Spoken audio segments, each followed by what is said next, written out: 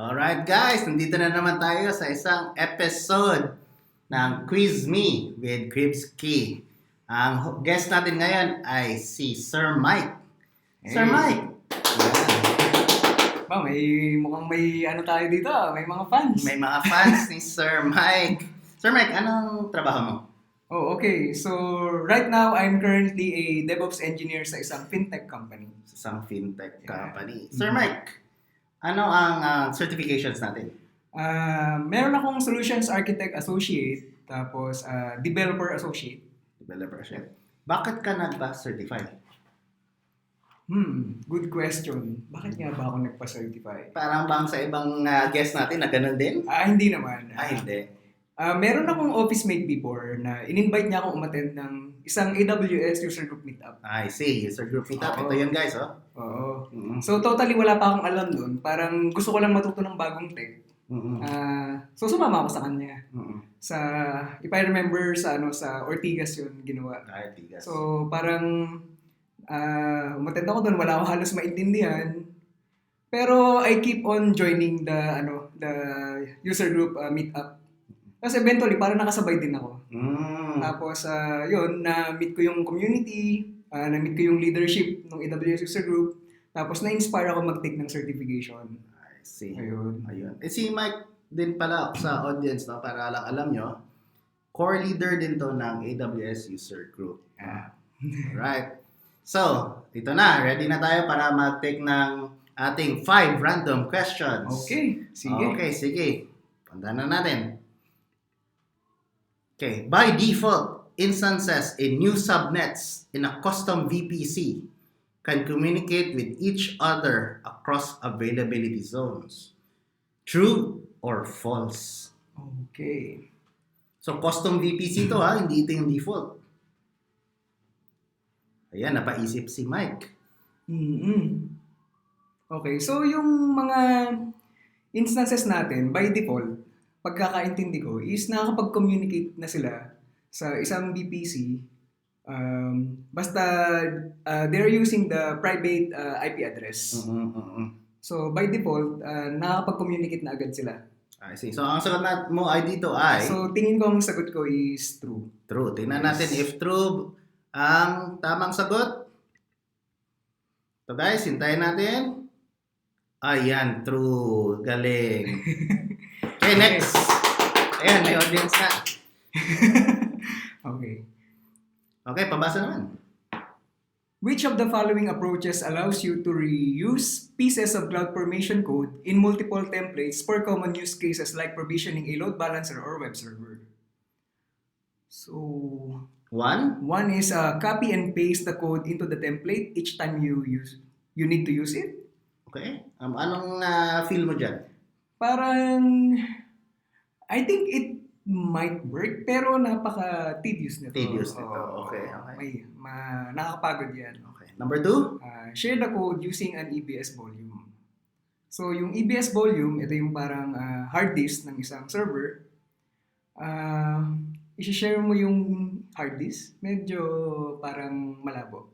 Malabo. And EBS, pwede ba ito gamitin ng multiple instances at the same time? Yun nga eh. Hindi siya pwede gamitin ng multiple EC2. 1:1 lang siya. I see. Okay. Number 3? Store the code you want to reuse in an AMI and reference the AMI from within your CloudFormation template. Store the code you want to use. So, store daw yung CloudFormation code. Okay. Sa AMI and reference the AMI from within your CloudFormation template. Nung option na to. Sobrang komplikado. Pag masyadong komplikado, mali yun. Mali yun. Sabi ni, baka maging guest natin eventually yun, no? Pero sabi ni Sir VG yun. Yeah, Sir VG. Yeah. Okay. Yung Number fourth 4 naman is use a CloudFormation nested stack. So, I think ito yung pinakamalapit na sagot. So, price of elimination, mukhang yung first 3 options is medyo, hindi sila yung best answer.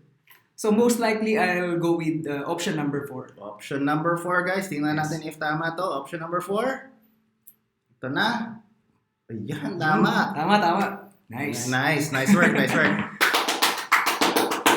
Okay.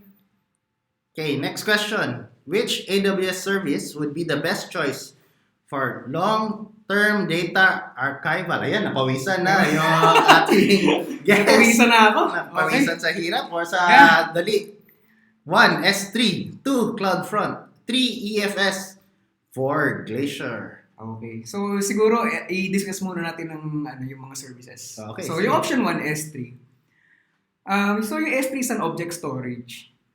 Pero, ideal use case niya is yung mga objects na laging ina-access. Tapos, kung gusto mo ng redundancy, kung gusto mong sure na hindi mawala yung objects dun sa S3, dun sa isang storage, S3 talaga, highly redundant niya. Meron siya yung famously known na 11.9 durability. Ayan, 11.9 of durability. Yeah. Yung CloudFront naman, ginagamit to cache web assets. So, mukhang hindi siya for long-term storage. Kasi temporary storage lang siya. Cache ka, temporary Cache, storage, tama. 3. EFS, ito naman is parang EBS, pero ang difference nito is, yung EFS is pwede mong i-mount sa maraming EC2 servers. Okay. So, pwede ka rin mag-store dyan long-term, persistent naman yung data. Ito naman, next option is Glacier. So, Glacier is like a storage type ng S3. I see. Okay, so ang Glacier is designed for long-term archival. Yun yung keyword dito. Long-term archival. Oo. So, mukhang ang sagot natin is option number 4, Glacier. Option number 4. Tingnan natin if tama. Glacier nga ba? Ayan, tama. Okay. Next question. Okay. Mabilis lang tayo ngayon, ha? Amazon S3 provides blank. Number 1, unlimited file size for objects. Number 2, unlimited storage. Number 3, a great place from which to run a NoSQL database. Number 4, the ability to act as a web server for dynamic content. Example, can query a database. Okay. So, meron tayong live audience ngayon. So, yun, may nagsasenya sila ng mga sagot nila, pero I really don't agree with their answers pa. So, okay, so discuss muna natin. So, sige. S3, yung option number 1 is unlimited file size for objects. Ang pagkakatanda ko sa S3, pwede kang maglagay ng object basta not more than 5 terabytes. 5 terabytes. 5 terabytes. Okay, 5 terabytes. Pero pwede kang maglagay ng marami na as much as maximum 5 terabytes lang yung file size nila. Okay. Unlimited storage. Yes, it's true. I think it's, if I remember correctly, unlimited storage. Pero yung size nga per object is up to 5 terabytes lang. Pero pwede kang maglagay ng napakaraming 5 terabytes na object sa S3. I see. Yun ba yung sagot mo? Unlimited storage?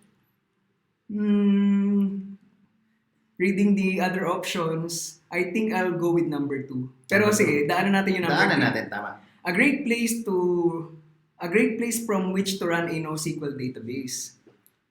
NoSQL database. Kasi ang S3, if I remember correctly, it's not a file system. Yes.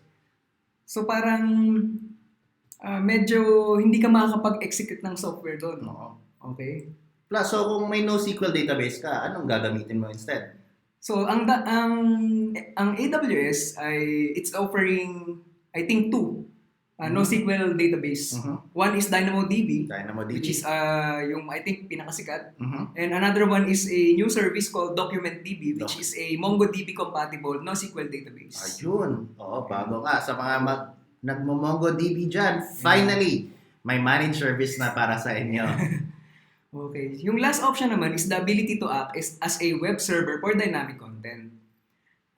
If I remember correctly, yung S3 can host static websites. Static websites. So meaning, yung website na walang, hindi siya nagra-run ng Python, Node.js. Mostly, lang siya, yung JavaScript. JavaScript lang. So I think my answer is still option number 2. Option number 2. Tignan natin, guys. Option number 2. Ayan, tama. Option number 2. Okay, try another. Okay. Can spread placement groups to Be deployed Can across multiple availability availability zone. zone. Can spread placement groups be deployed across multiple availability zones? 1, yes. 2, no. 3, only in US is 1. 4, yes, but only using AWS API. Okay. So yung spread placement group, to be honest, hindi ko pa to nagamit ever. Mhm. Hindi pa. Pero nabasa ko na yung placement group nung nag-review ako for the certification. So yung placement group is parang minimake sure niya na yung mga server mo, yung EC2, is hindi mapoprovision na magkakalayo. Okay. Yun yung placement group. Placement group nag-i-influence. Siya nag-i-influence. Kasi madami tayong placement groups eh. Yes. Yung cluster at may spread. So, influences kung saan Yes. linalagay. Yung spread, medyo bago to. So, sige, context clue. Can spread placement group spread placement groups be deployed across multiple availability zone? So, yung word na spread placement group, so parang hindi siya restricted sa isang area. Parang, yun yung context niya eh. Ginagamitan ko ng context clue. So, dito sa mga options na to, process of elimination, I think malabo yung option number 4. Bakit? Yes, but only using the AWS API. May mga services ba na pang API lang pero hindi sa ibang ways? Sa tingin mo? Kasi pagkakatanda ko sa AWS console, meron dun UI for placement group. Okay, so parang hindi lang siya API only. API only. I see. So only in US is 1, yung number 3. Meron mga services na parang minsan restricted sa isang region. Pagkaalala ko, pag gagawa ka ng billing alarm, for example, sa CloudWatch, kailangan pumunta ka muna sa North Virginia region. Hindi mo siya magagawa sa ibang region. Pero I think for placement group, this is talking about servers.